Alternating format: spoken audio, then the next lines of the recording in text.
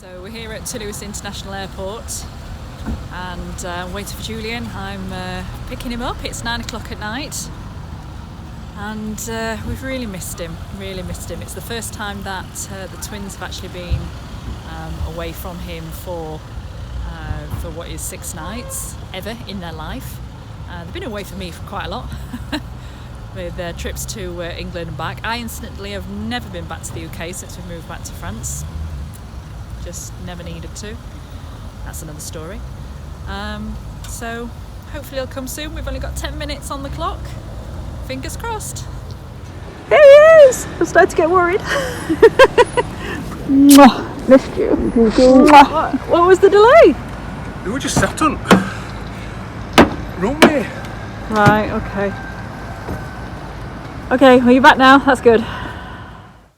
So we're here in the drawing room, which is one of the restaurant-to-be dining rooms, and Julian has just come in and asked me if I want to have a look at the wallpaper because it arrived the other day and I haven't opened it yet. Hello Lily. And we were waiting for him to come back from England, so let's have a look. Okay.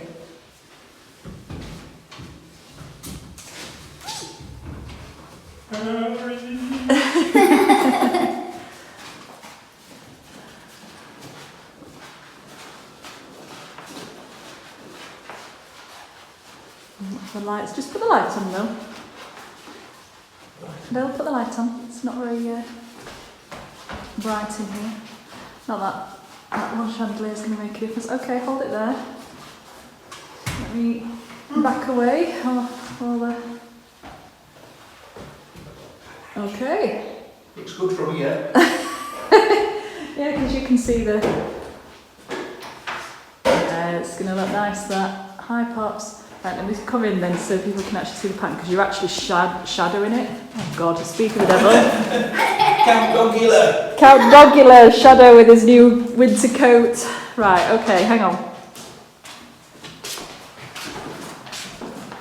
Okay, so this is a textured wallpaper and it's absolutely beautiful. It actually feels like material, which when we get, doesn't it? When we got the sample, are you straining there, Dan? Okay, yeah, when we got the sample, we felt it and thought, yeah, that really feels like the material that they would put on the walls, so yeah, I'm happy with that. Thankfully.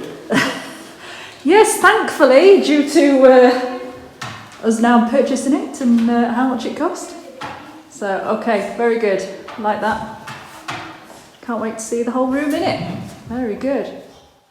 For the past couple of days, Julian's been working on restoring the fireplace mantle, which has been in a really sorry state. So you can see in this video here, I don't really have a before photo, that the mantle is missing after we had to take it off after it becoming extremely warped from use in the past. Okay, today we're on, or for the past few days, we've been on with the fireplace. This is, I won't say the original because I don't know how long it's been on, but it's the one that we acquired when we moved in. And it wasn't too bad when you looked at it. The mantle. The mantle. This was a little bit dirty. Mm-hmm. But over the time, when the fire's been on, what's happened with this, and you can possibly see that, is that the wood's start to dry and it's lifted up. Mm-hmm. So it's bowed the wood. So when I took it off and put it back on, it was all over the spot. It didn't sit right whatsoever. So I had to fill in the back underneath the level surface to put it on, which then made the situation even worse because then you could really tell that it was warped. However, we managed to sort it out as best we could, reposition it on with the existing wooden pegs because it was attached with wooden pegs. There's one there, a few down there as well. Which gives you an idea of the age of how long it has been on, which is one of the reasons we decided to keep it. So usually it would have been, well, these days it would have been screwed on and then little downings put in just to cover the screw holes. So when that was done, it then highlighted it. As you can see, it's not 100% even everywhere. So I've tried as best I could to reposition it on as straight as I could as well, and then just sanded and filled as best I could. You've done a good job. It looked better than it was, that's for sure.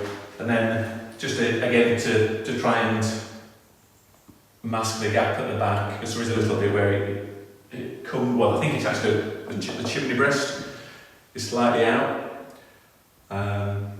So we've put a bit of dado rail on just to make it look pretty. And then there was a gap underneath here as well, so just had an extra little bead underneath there to disguise. But it just does look like a decorative element of the mantle, to be honest. Yeah, but we didn't want it too deep, so because it wouldn't have looked right with the marble fires around. Bit of a sanding, bit of wood filler. Still need to do a little bit, because there's a few gaps here, there, and everywhere.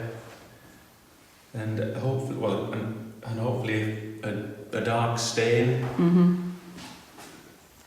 Okay. Yeah. And it should look as good as old, or as good as new. As good as new, that's the same. Yeah. So it's basically to create that decorative top, and then we'll get it all stained, and then the wallpaper's got something to sit on as well. So cool. All right. Well, it's a long way from being done, this fireplace, but it's a big improvement on what it was. It's only 10 minutes work now to finish it off. Yeah, right. I wish.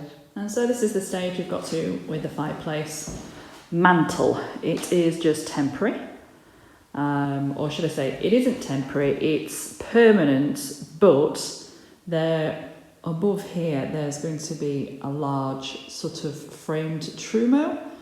I'll put a picture here, something like this. So these decorative architectural pieces are collectively called trumeaux and are a French overmantel feature. They usually contain one piece of artwork, a smaller mirror below that, and usually have carved wooden decorative pieces on them. We're going to be making one from scratch for this chimney breast so it fits exact, and it'll be dark wood to match the mantle. Depending on how we fix it, because obviously this chimney breast is going to be wallpapered, and then it depends on how we fix it to how the bottom of this sort of mantle will change. Now inside is going to be completely different as well. It's very traditional to have the black interior, but as you can see we need to do some repairs. The tiles are not original and they're broken. They're not salvageable, so they are going to change as well. And then we have sort of a brass sort of insert that's going to go in there.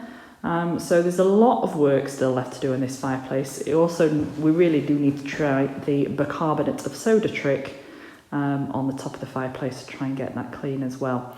And then there, as I said, there is going to be a different stove in there, more decorative and a lot older stove as well. So that is the fireplace. We're hitting pause on that now. I'll be coming back to that next week. So what are you doing now? Okay, now I am putting up 2 additional chandeliers. One this side and then one that side. Ideally, I'd have started the first chandelier that was installed in the room was in the centre of the room, which is this one. So the electric's coming to this one, which means that I'm going to have to use this as the main branch off. So what I'm having to do is I'm having to drill holes so that I can run cables. So the electricity will go from the central chandelier down to that bottom, down to this one, feed into that, and then from that one back along this line to that one. Yeah. So ideally the circuit would be 1, 2 and 3, but ideally to start ideally to start there and then feed from onto that one. But it's not. Alas, it's not to be. So we have some wire to disguise. Probably could have done it, but it would have been to of mess and lots of extra work. Yeah, and we can hide the wire. It's not going to be too bad, so.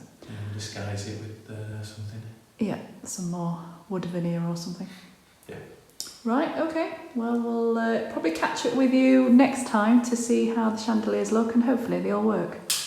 Fingers crossed. Okay. If you like this vlog, please hit the like button and consider subscribing. We can renovate the chateau, but we can't grow this channel without your help. And if you're interested in our farming journey, please consider taking a look at our second YouTube channel, The Chateau Farm. And you can catch up with us in the meantime on all our social media pages and also our private Facebook group, all linked in this week's video's description. We hope to see you again soon.